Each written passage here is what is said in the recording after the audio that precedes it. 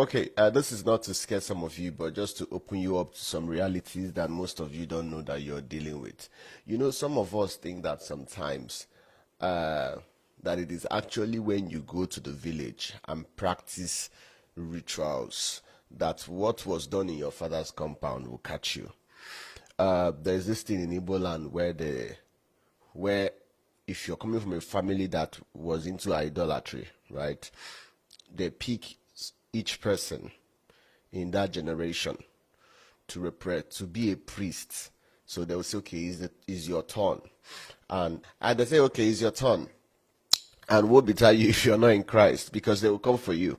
But you see, most people don't know sometimes what the problem is, and that is why you're a Christian, you're born again, but you keep struggling in certain things. I'm going to share something quickly with you, and I don't want you to forget this. And like I said, this is not to scare you, but to open your eyes to some realities so that you will know how to handle some of the things that you're going through. Now, in a situation where you see yourself living the life your parents lived, in a situation where you see yourself saying, oh, your grandfather used to have a problem with drinking, your father has a problem with drinking, and you have that same problem, and no matter what you do, you still find out that you have the same problem. The issue most times is not because you are not a Christian. The issue is there is a generational covenant that has been placed in certain things, that whenever you practice that thing, you renew that covenant without even you knowing. I will help you understand. There are things, because the devil is smart, that he has put in certain activities, your daily activities, because he knows that you will not go to the village to practice certain things, to renew whatever he agreed with your forefathers. So he puts it in certain things that automatically activates that covenant, that has become your daily habits. Even though you fight it and you don't know where it comes from, you're still struggling. I'm going to name, there are a couple of them, but there are three major ones that when you begin to practice these things, what you're doing is that you're renewing the covenant that your forefathers have with their deities without even knowing. One of it is pride.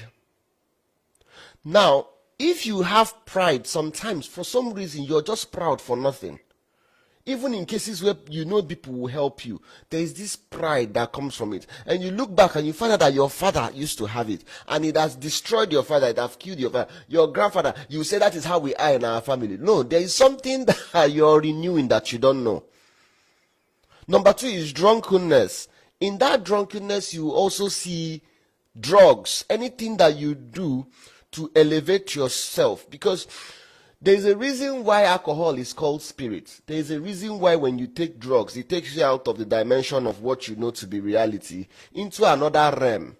And that is why it is when you're high that you do certain things that you're not supposed to do. Because what happens is another agent hijacks your body and does what they want to do. That is why when people finish drinking and they do things in the previous time, they're like, I can't remember doing that. Oh my God, I can't remember. I was drunk. It's the work of the devil. Well, the truth is that you are the one that opened that portal for the devil to use you to do what they want to do. And there is a gateway to it. Drugs is one of them. When you say you want to get high, where are you getting high to? Because you know the way human beings are designed, you are not supposed to live on your own. You're not supposed to be independent of yourself. You're supposed to always be moved through something, by something. You're not supposed to be a vacuum. The human heart was not designed to be a vacuum. It's supposed to be either possessed by God or by the devil. So because man, in the quest of trying to find God, sometimes don't pay the price of finding God, they have this yearning to elevate, to ascend, because man originally is created to ascend and to be in that place where you connect to a deity, to some sort of spiritual being up there. Even people that are not Christians know that there is a higher connect they always have to connect with. Because if you remember, God created us in the in his image and likeness. The image of God is probably head, hand. The likeness of God is the functionality of God. So because God is spirit, we are spirit beings that always want to also be with God. So what happens is when you begin to do drugs and alcohol and all those things, it's a gateway to another level of highness, but it is not the genuine gateway to now find God. If you are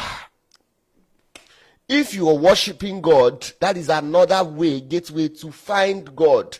That is why sometimes you stay in a place of worship for hours. You don't know time have passed. You have left the dimension of the earth and you've entered another dimension where you're interacting with a deity that lives outside of time. So drunkenness is a gateway for you to activate whatever it is that your forefathers have done. Another one is womanizing, lust. What you need to understand is that anything you see that cripples your father, that crippled your father, if you do not take care, that same thing will come for you. Because what you're dealing with did not start while you were born. What you're dealing with have been around in your bloodline for a long time. And this is what keeps your family where it is. So sometimes you might think that, oh, I don't have a problem. I live in Lagos. I live in America. I live in the UK. But what is happening is that you are there, but you cannot say, okay, this is what I'm making from the life I have lived. I thought escaping. You cannot escape ancestral causes through change of location. You cannot escape anything that your ancestors have done through the bloodline and covenant with your forefathers just by escaping your current locality. So thinking that leaving the village to town will change it, it will not. It is only through the power of God breaking that thing in genuineness of your love for him and vice versa. That is the only way you can break through such things. So let me also say this, my friends.